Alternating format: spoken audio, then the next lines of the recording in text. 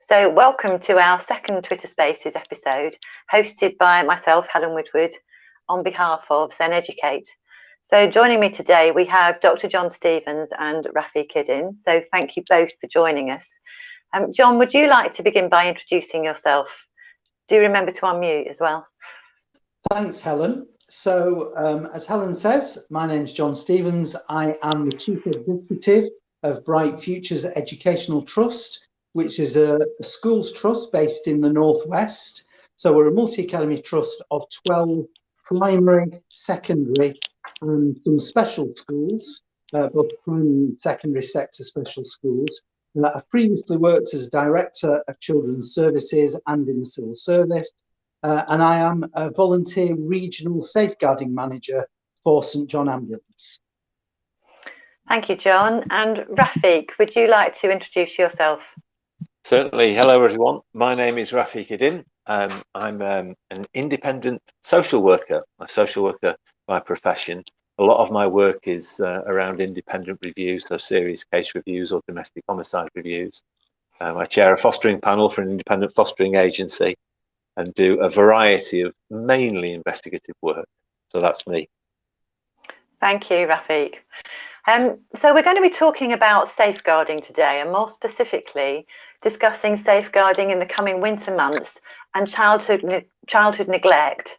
As I know from reading tweets that people are putting out, this is a concern for designated safeguarding leads and school teams.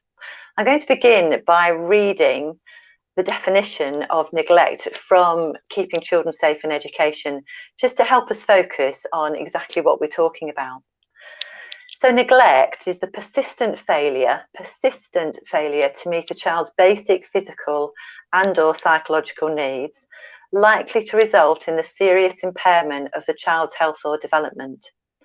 So it may involve a parent or carer failing to provide adequate food, clothing and shelter, including exclusion from home or abandonment, failing to protect a child from physical and or emotional harm or danger, failing to ensure adequate supervision, including the use of inadequate caregivers, failing to ensure access to appropriate medical care or treatment, and being responsive to a child's basic emotional needs. It may actually also occur during pregnancy, for example, as a result of maternal substance abuse. So for anyone who's just joined us on this Spaces chat, we're discussing the important topic of children's safeguarding, recognising and referring concerns about neglect. So John, I'm going to come to you first because we talked about this in the summer actually, and the challenge of making distinctions in recognition between intentional neglect and cruelty. So think Arthur Labinger Hughes, for instance, and neglectful neglect. So parents who need support and education and potentially a referral for the child, and the impact of poverty, which may also lead to a referral for support, but may be an area, for instance, for early help in school or support to access benefits. So how are the DSLs and staff at BFET at your trust working to ensure that everyone is alert to potential signs of neglect? Thanks, Helen. Well, I'm going to start with a fairly ironic reference, really, in saying that some of the things that we've learnt about this and some of our responses have happened through our response to the COVID lockdowns. So during or within that context, that notion of safeguarding being everyone's business, we use that phrase, don't we? It's everyone's responsibility. But it really came alive at that time. Sometimes people were absent because they were unwell and other staff had to step in. But that real sense of everybody working well as a team to make sure that children and families were safe and well supported is something which was one of the positives, one of the growth areas, if you like, of the lockdown experience.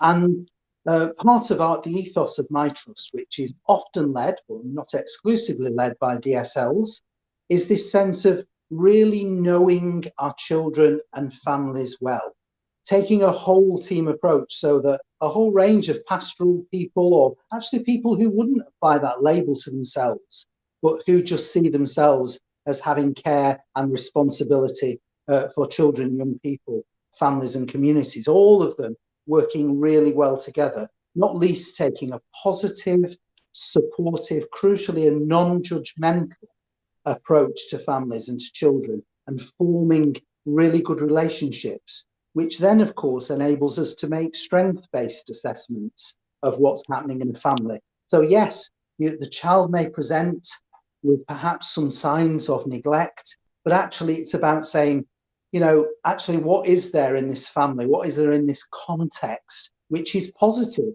on which we can build? Because actually, if you're going to intervene with early help or you're going to signpost, you have to know that there's some strength there on which you can build. And with most families who want to work with us, it's really important to find those ways in which are very much non-judgmental, but about saying, what is it that we can do? What is it we can signpost you to? Who else can we get involved with your consent that can help you begin to thrive, or just tackle the particular issue that you're facing at the moment? And one of the things that's been really helpful to those teams, to those staff, is really maintaining that professional curiosity about things. So sometimes, again, ironically, when you think you know a family well, the changing circumstances, some of the things that our families are now facing, the impact, the economic impact that some are struggling with, they were already struggling, it's been compounded. Actually, it's easy perhaps not to notice an escalation, not to notice a significant change, because you kind of become used to things with a particular child or family you know well. And that's when that professional curiosity applied in a team approach, when people are working together, where they're challenging one another about some of the notions, perhaps that's straying into judgment in a negative sense, that perhaps is straying into accepting something, oh, it's the way that family are, and perhaps not recognizing that there is a need for help. That team approach is really important. And in some of our schools, that team is very powerfully strengthened, not just by people within the school, but actually by people beyond the school, be that, you know, family support workers from either third sector organisations or from local authorities, or a whole range of people. And of course, not least those people who work with children and families on school attendance. Because again, if the child isn't there, it's extremely hard to do all of those things that I've just been talking about. But, you know, we recognise that this is complex territory. There can be many underlying causes of a presentation of neglect, you know, and we could all rehearse those. Poverty obviously is one of them, but mental health, sometimes access to healthcare. So if we think about the dental health of children and some of the issues that we've seen across Greater Manchester and indeed in other parts where my trust works, you know, actually, that might not be some kind of willful act on the part of the parents. We've all struggled to get access to dentistry, and particularly, of course, paediatric dentistry through the NHS.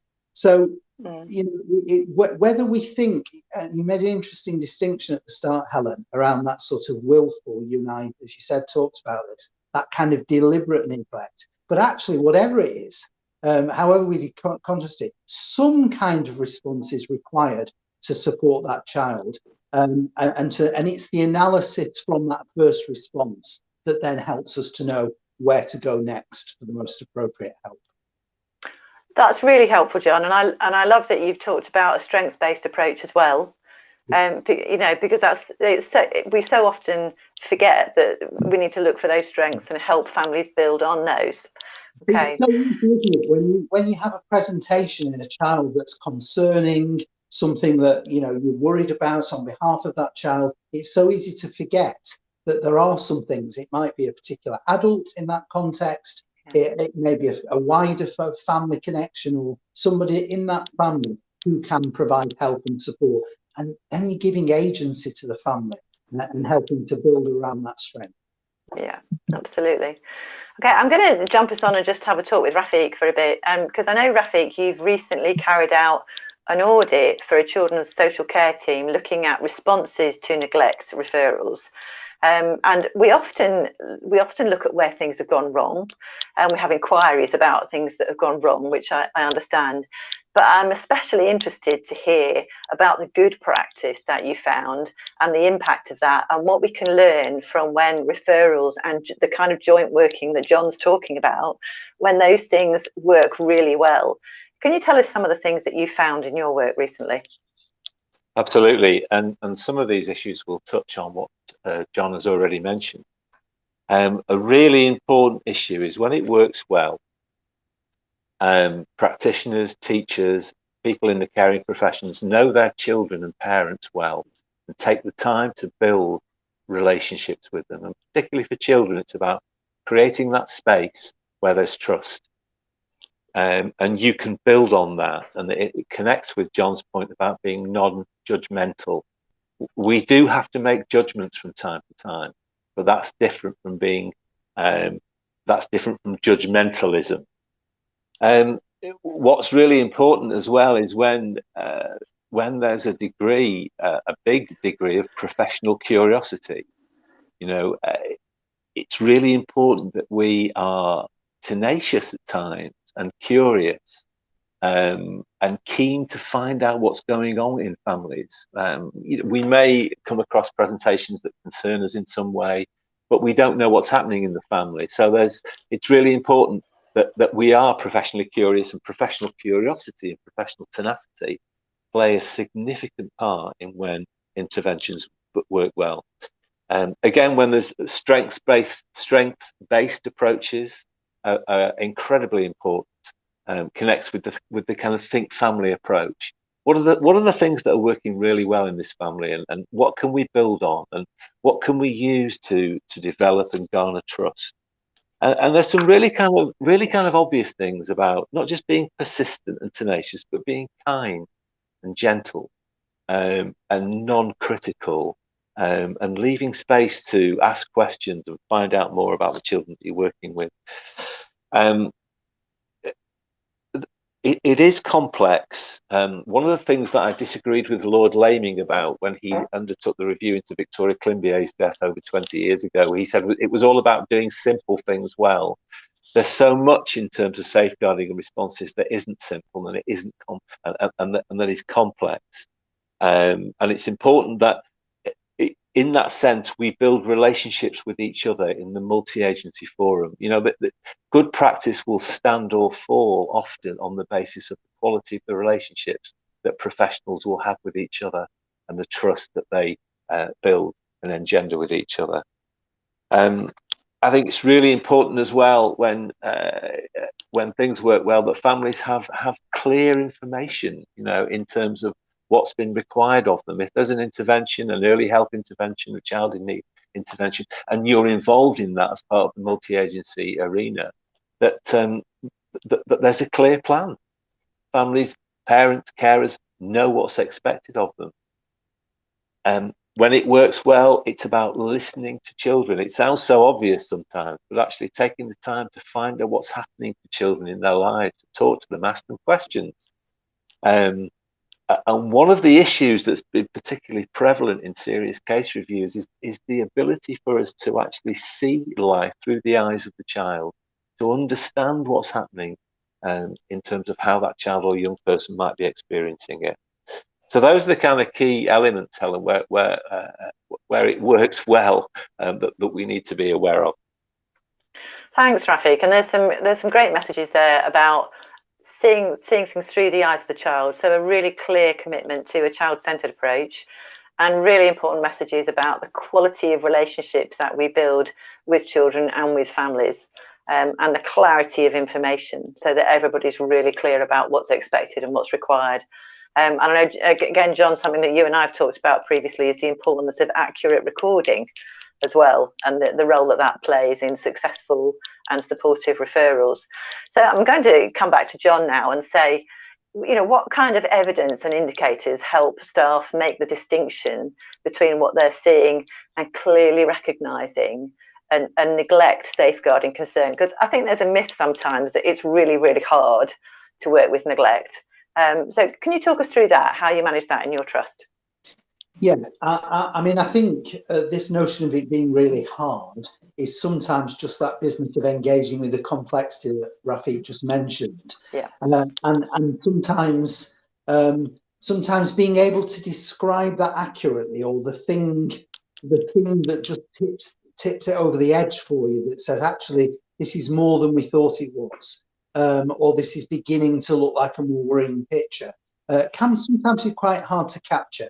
But some of the things that we look for, and this is by no means exhaustive, and is meant to be applied in a sophisticated, sensitive, kind, supportive, but nonetheless critical in the true sense of the word way, is where there's a significant change. So if you know your children and families well, and there's a significant change of some kind that seems inexplicable, but that perhaps isn't being expressed in words, but there's an observable deterioration, perhaps, an outgoing, lively young person who becomes very withdrawn, for example, or an acting out of some kind, or just something that seems to be going in the wrong way despite support that's been given. And, clearly attendance, I mentioned it earlier, but attendance at school is one of those indicators. Sometimes we get very hung up on attendance in a very narrow sense. So it's all about them being there so they can access this wonderful curriculum. Yes, that's true. That's important. But equally, there's also a safety factor to that, isn't there? If they're with caring adults who know and support those children and their families, they need to be there. They need to be seen on a regular basis so that can be done. The appearance, the physical appearance. I was talking to one of our DSLs in school about the children returning in September. And they said, normally what you see is children, at least in those early days of September, are in pristine uniform. Some of it might be a bit big, if it's year 7, but it's normally pristine. And they said some children returned with the clothing in the same condition they left in July, with it perhaps hadn't been washed or it hadn't been laundered, or those sorts of things. And again, that's speaking to what might be going on in this child's life. Basics such around food, their attitudes to food and nutrition. Have you got people who are ravenously hungry, and of course clothing as well. And one of the things we also look at is there a difference between siblings in the same family unit? Is one child here actually suffering or being likely to suffer neglect in a way that perhaps the others aren't? Because again, as Rafiq will know very well, there are some serious case reviews that show that there are particular children in the family setting who are almost targeted for neglect in some of the more serious cases. And I loved what Rafiq was saying about that voice of children. And I also think about those children who don't have an obvious voice, so very young children sometimes, but also some of the children in our specialist settings, perhaps who have language and communication difficulties. So I always think, what are the children telling us in their own ways? And do we have that culture around relationships? But you touched on this as well, Helen. How good are we at keeping careful records of what we see, what we know? That because actually reviewing that, and some of our schools are very good at having regular weekly meetings about children that we're concerned about, where they look not just at maybe the presenting issue that day or that week, but actually what do we know over a longer period of time? And is this a situation that's improving, or is it getting worse? What are those attitudes? What are the presentation behaviours, appearance? What are children saying in inverted commas? What other factors do we know about around this child? Mental health and well-being, for example. What's being said about them? What are their friends saying? What are people, what are we hearing about them? And do they have access to services? It's very interesting.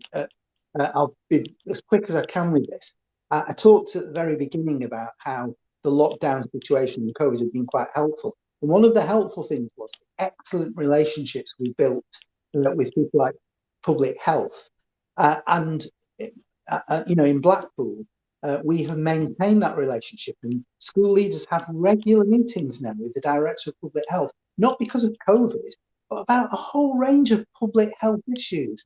And it's just fantastic to be able to talk about access, immunisations, early childhood immunisations, the immunisation programme for adolescent, all that sort of thing, and how we can better work together. And bringing that together systematically, operating as a system, is how we can best analyse and decide whether this is a case that needs a specific safeguarding intervention, or it's something that we can carry on at that slightly lower level of continued support.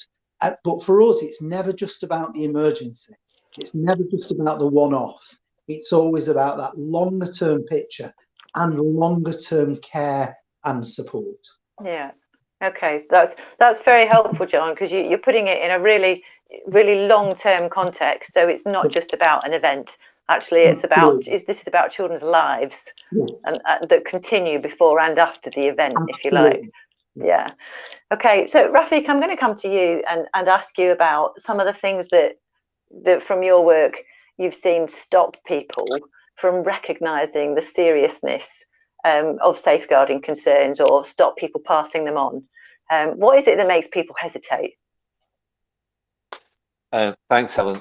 Sometimes it's a lack of confidence, or a fear that once you make a referral or seek advice from a statutory service, that you will set in motion activities around that. There's also an issue around what's known as the rule of optimism, which is a way that we all kind of tend to positively reframe things that might not be as positive as we would think. I think I've explained that in its basic way. Not just noticing or thinking about what's taking place before us, but actually it can inhibit us from making an appropriate referral or response. And I'm thinking of the case of, I think it was a few years ago, a young boy called Daniel Pelka, who died, and there was a serious case review, and it talked about him and the people who were involved around him.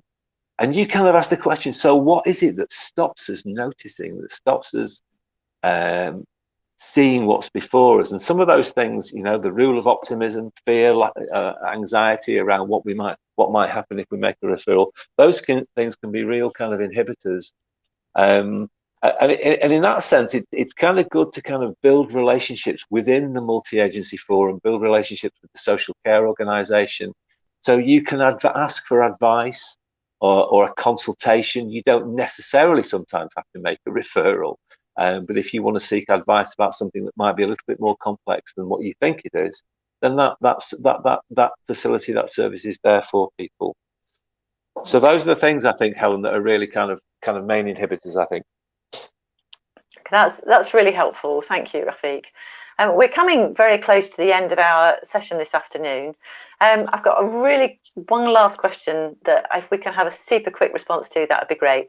But one of the things I hear from schools is, you know, I've made the referral, but I just don't feel I'm getting the response I need. What do you do when you don't get the response that you need? Rafiq, I'm going to give this one to you, actually. Okay. Well, I mean, the short answer is that you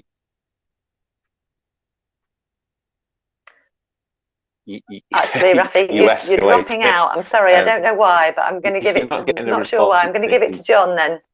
Ooh. All right. Is that any better? No, you've dropped out, Rafiq. I'm sorry, I don't know why, but John, I'm going to give it to you to just... Okay, well, I think about what Rafiq was saying before about persistence. And it's not mithering, to use a good Lancashire word.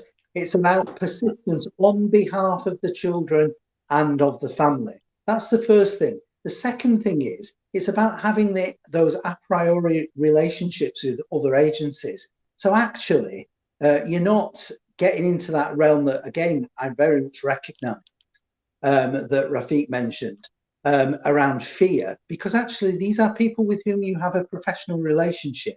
And what I love about the work that our DSLs do is they build those relationships routinely before there is an issue. And that means you can pick up the phone, you can talk to people. If necessary, you can escalate, but always on behalf of the child, never in a sort of critical way, always acting in the best interests of children, young people, families and communities. And I think when you do it in that way, it's received in a positive way. Yeah, that's it. That's a great message, actually, and really important messages about building the relationships before we have a very difficult event or a very difficult conversation, so that the pathway is open. And I think so much of that comes through joint training, multidisciplinary training is where we can build those relationships. Okay, we've come to the end of our session this afternoon. Thanks so much to Rafiq and John for sharing your thoughts and your expertise. We really appreciate it. We really appreciate your time. And we look forward to talking with everybody again soon. Thanks so much for joining in, everybody. Have a good evening.